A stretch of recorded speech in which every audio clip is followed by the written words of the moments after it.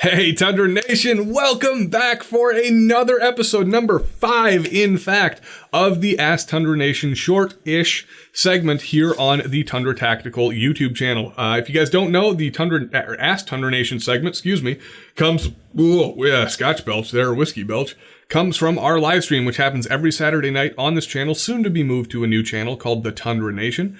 But that's for another time and place. And it's where you, the fans, get to have your questions answered live on the air. If you want to participate, you join up in our Discord server, follow the link in the description below. And while you're down in that description, you can also click that subscribe button and click the notification bell to help support the channel. We've been getting a ton of reports that some of our videos aren't making it to our fans because that notification bell is not clicked. So make sure you do so. Without further ado, however, let's dive right into it. And our first question comes from Mr. Tiberius, and he would like to know, can you do a collaboration with Maximus and Scottish Koala testing the viability of homemade reactive armor made of AR-500 plates and Tannerite stuffed into a plate carrier?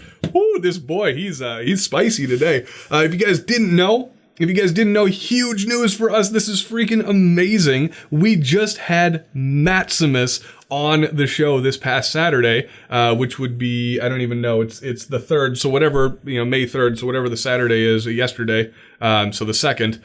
Watch that show. It was so much fun. Matt has been a humongous YouTube somebody I've watched for just many, many years.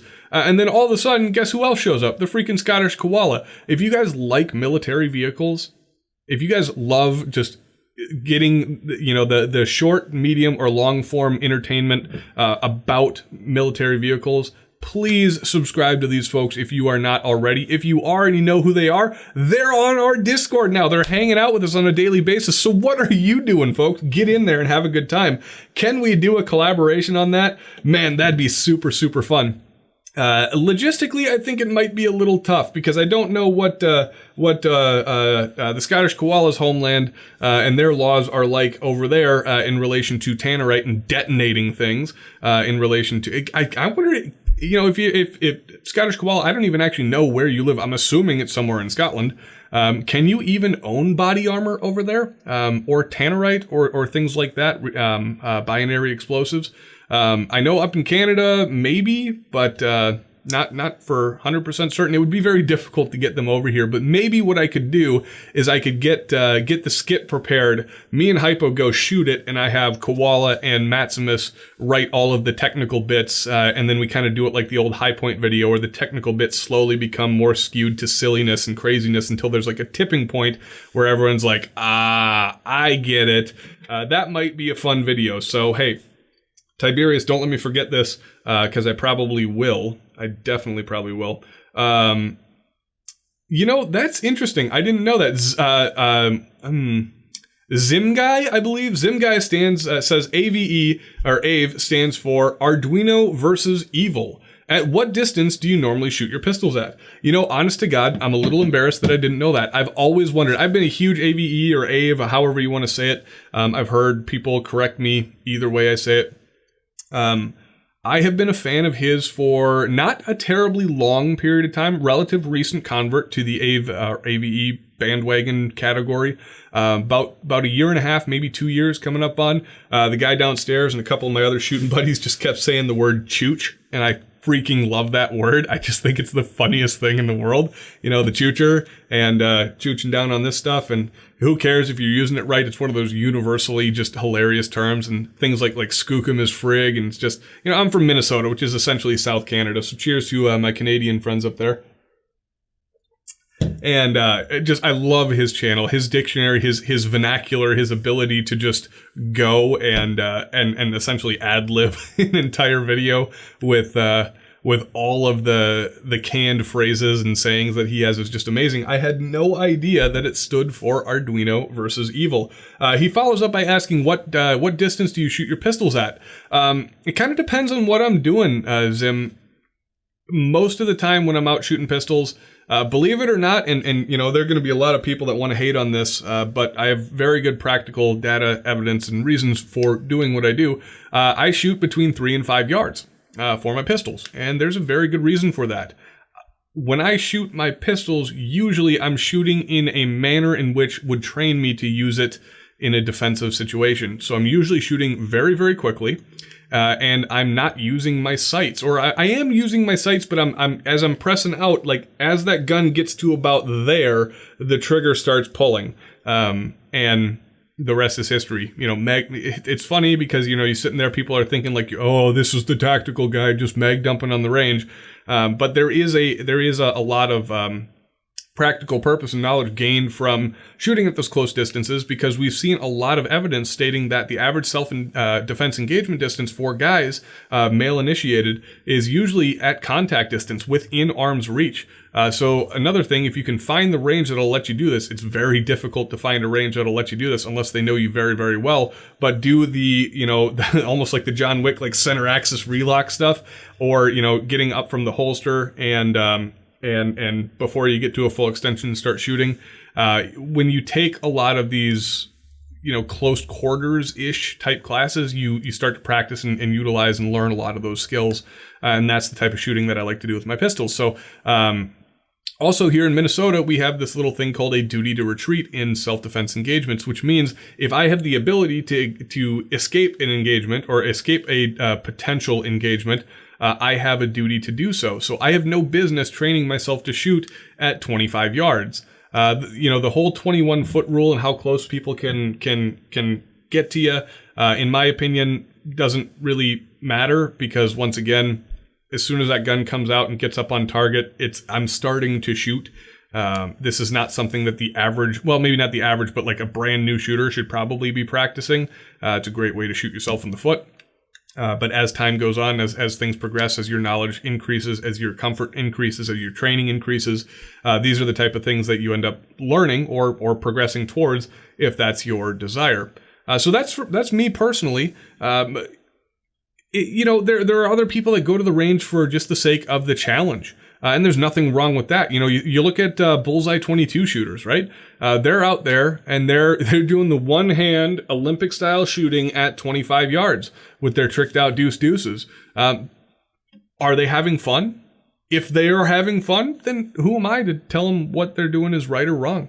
If you're out there shooting at 12 yards or 11 yards or 10.65, who cares?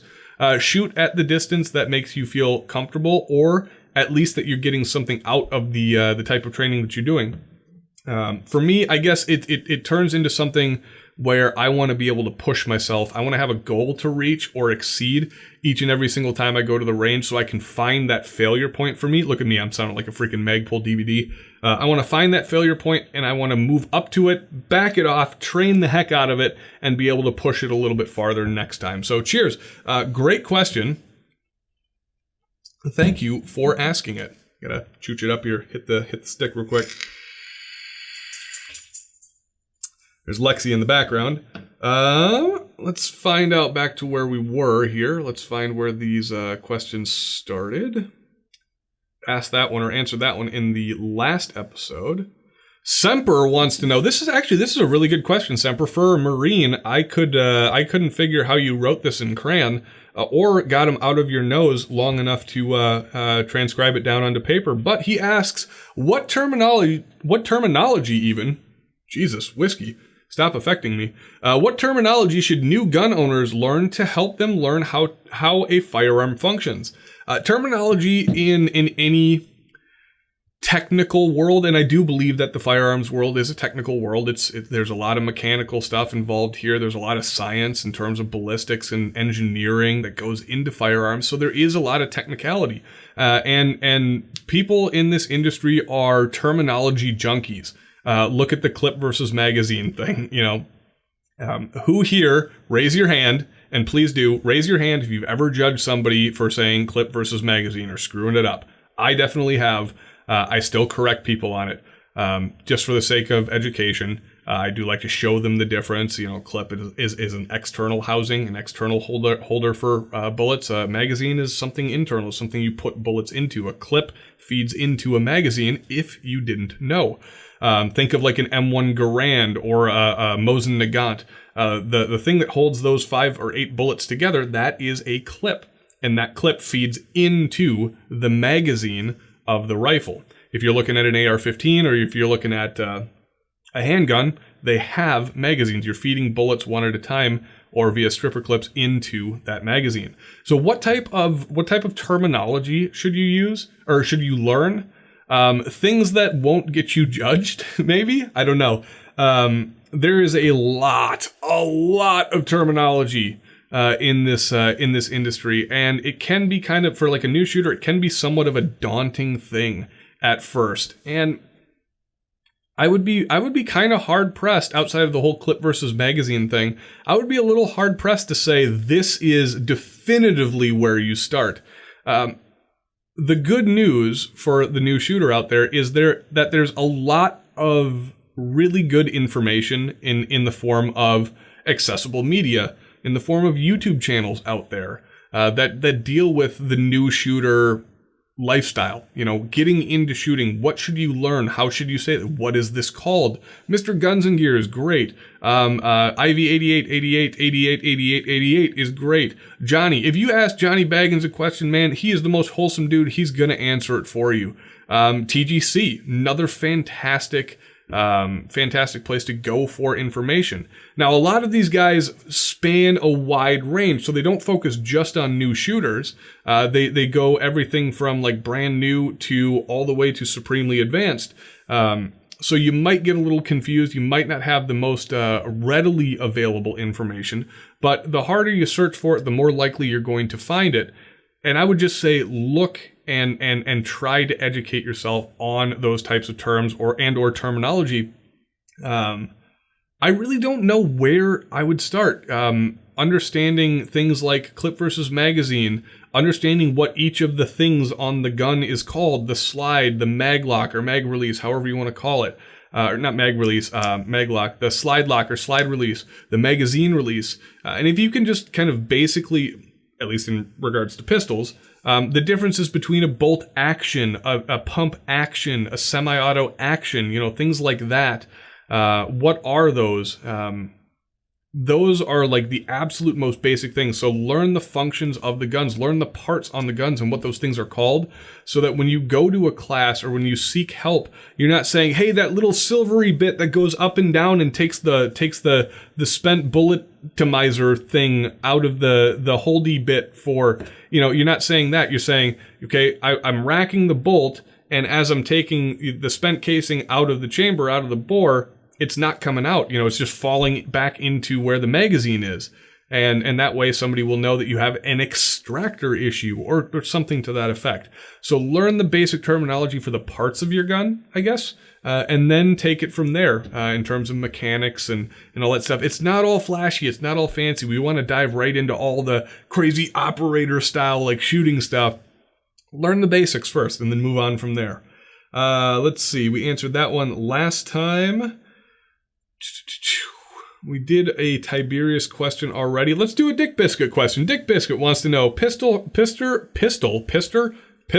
holder locations, chest mount versus drop leg versus hip holster, and the in the waist variants. Advantages of each. Okay, so he says chest holster. He wants to know the advantages of each. Two chest holders that I can think of are like the Alaskan style revolver holster, the tight strap that goes across your chest. In a practical world, I don't see an area that exists.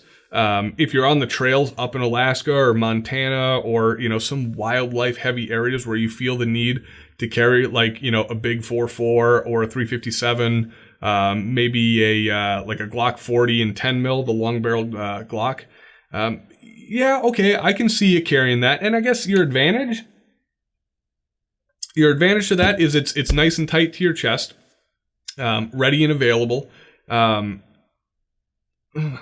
don't see a whole lot of other advantage to that, because like if you go down, right? Let's say for instance I got a black bear, a brown bear, or something like that. Hopefully not a fucking polar bear coming at me, and they get close. I'm going down. I'm going either onto the back or I'm going onto the front. And if that happens, my gun is not accessible. It is just no longer accessible. Whereas if it's on the hip, it is. Even an appendix carry, which I don't know why you'd be carrying concealed on a trail, because most places in the United States you can carry open on that trail just fine. Having it at a 3 o'clock or a 9 o'clock, depending on if you're a lefty or a righty, that seems to be the most effective place for me. Convenience, I guess, keeping your elbows free or your arms free from hitting your gun on the trail, I can see that maybe as an advantage. Let's say you're using a walking stick or something. That could potentially be one of those advantages. He says drop leg next versus hip holster. A drop leg holster, nobody uses a drop leg holster other than to look cool, or unless you're in a very tactical environment. The whole purpose of the drop leg holster is to clear your body armor, is to get your handgun, your sidearm, whatever that may be, or whatever equipment you carry in that drop leg, lower than where your body armor is. A lot of body armor, a lot of IBA, a lot of think like the IOTV or whatever the heck the Marine Corps calls their standard plate carrier and body armor. It is full coverage. It goes down to your belt line.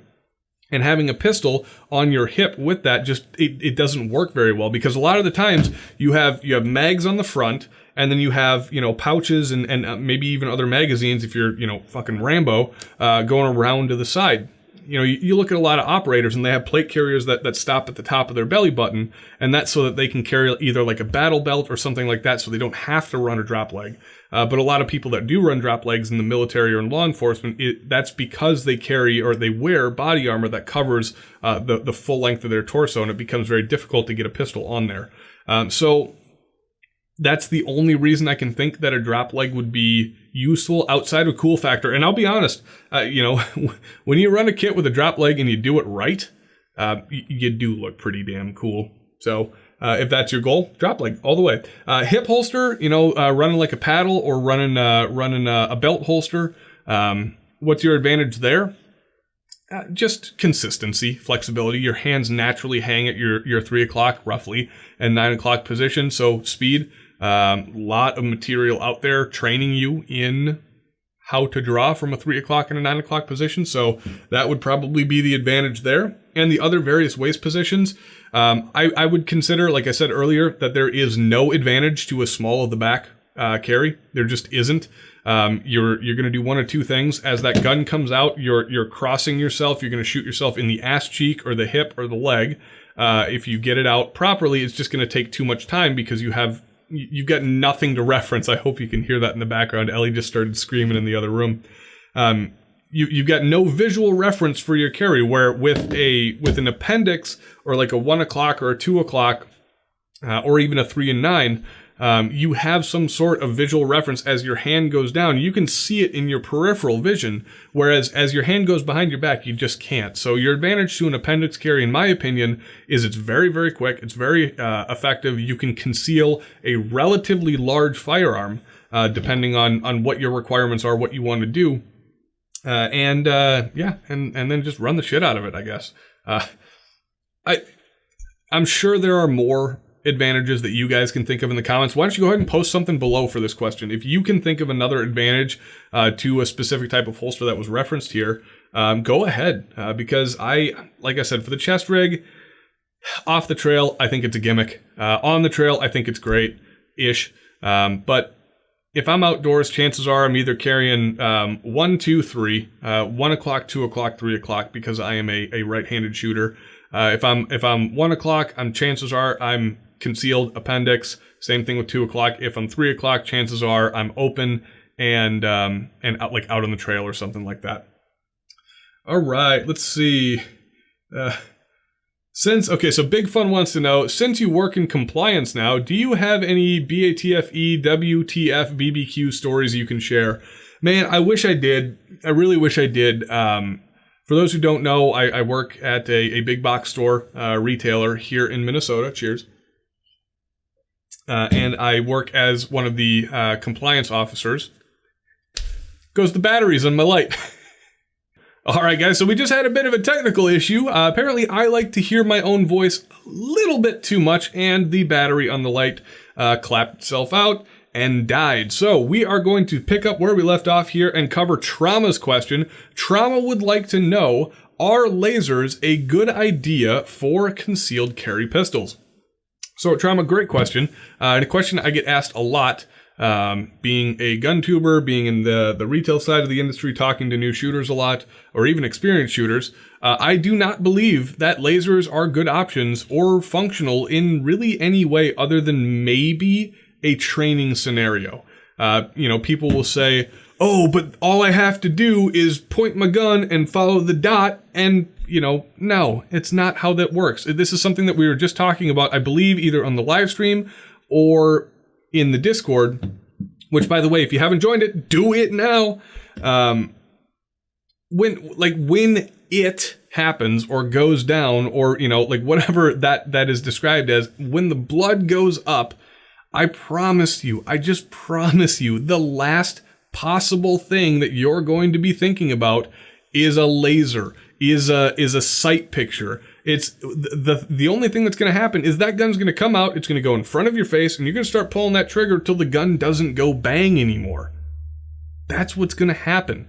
So how does a laser help you aim when you do that? What's really funny is when I used to run people through a couple of drills that were meant to simulate a situation like that, they became more accurate when they didn't use their sights, when they just used their body and their head to just press out and get that gun on target as quick as humanly possible and start pulling that trigger. They became more accurate, or at least more accurate than they thought they were going to be, to a point of being serviceably accurate, meaning if they were put in that position under stress, they could reliably put rounds onto target. A laser doesn't help you do any of that. In my opinion, the only thing a laser can help you do is see things like trigger flinch. Like when you're improperly pulling a trigger, now you have a visual reference of that low left, low right hand pull as you're doing that. That's the only reason I think that a laser is good for self-defense. What I will say on the opposite end of the spectrum, the follow-up question to that is, well, should I put a light on my defensive pistol? And I do think that a light serves a lot more of a purpose than a laser would. There's a question to be had or answered, I guess, as to whether or not you want to add the extra bulk or the specialty style holsters that would be required to run a light in a concealed carry type of situation or holster, I guess. So do you want that? Do you not want that? It depends on you. But as this question evolves into what I want to talk about, I think a light's a fantastic choice because it is a supreme defensive tool in relation to something that we call in the military a force multiplier. The argument against lights is, oh, the bad guy is just going to know exactly where you are. Yes, you're going to know where he's at. He's going to know where you're at. No, that's not how this works. That's not how any of this works.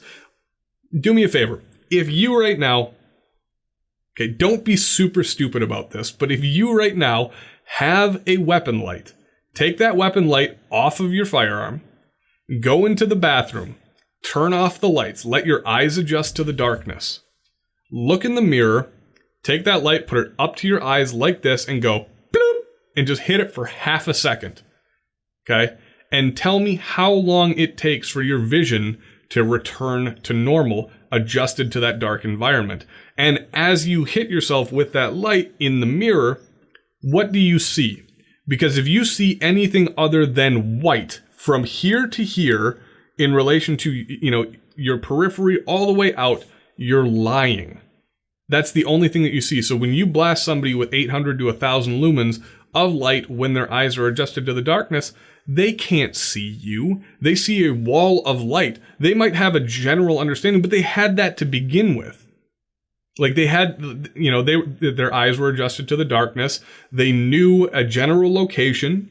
Okay. They had all of that tactical knowledge to begin with. So when you hit them with that bright light, not only are they not expecting it, but now they can't see anything. Their whole world's been flipped, turned upside down. Yes, much like the Fresh Prince. And you can see them. Like that's the other major advantage. There's some arguments saying, oh, you shouldn't have a weapon light because you don't want to be pointing your gun at something you might not want, be wanting to shoot. And I'm not a cop, man. Like, yeah, I can understand that for cops doing the whole, cross, that's not me. I'm not a cop. I don't have that requirement. my gun's out, my light's on. Like, that's it. I'm turning the light on. I don't care who can see, I win if I blind you. That's, in my opinion, that's the case. I guess that's a pretty bold statement, but maybe not always the case. But I really do think that a weapon light is one of those things. And lasers, they're just a gimmick. I think that is where we're going to end the show for today, guys. This has been episode number 5 of Ask Tundra Nation. I did go on a bit of a ramble there, and I apologize for that, but that is the nature of the show sometimes. Do us a favor, hop on down in the down there area above the description, and click that subscribe button, click the notification bell, and join up on the Discord. You can also find a bunch of stuff from us on Teespring in terms of merch and our store and everything. And what I really would like for you guys to do is go out there, have a grand old day, and come join us in the next episode, and we still don't know what the fuck we're doing. This one's for you, Tundra Nation. Cheers.